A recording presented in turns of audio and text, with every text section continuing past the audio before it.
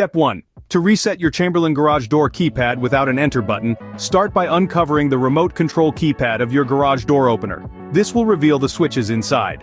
Step 2. Next, press both the asterisk, and pound, hash buttons simultaneously. This action will make the red light blink, indicating a successful password reset. Step 3. Now, to change your password, enter the new code on the keypad, press the pound, hash button, then input the number assigned to your garage door opener, usually between 1 and 9. Step 4. Simply press the pound, hash button to confirm the new password. Step 5. Using a ladder, locate the learn button on your garage door opener and press it. Step 6. Move to the keypad on the garage door, press the new password key and then press 0 once. The garage door opener blinks or flash to confirm successful new password reset.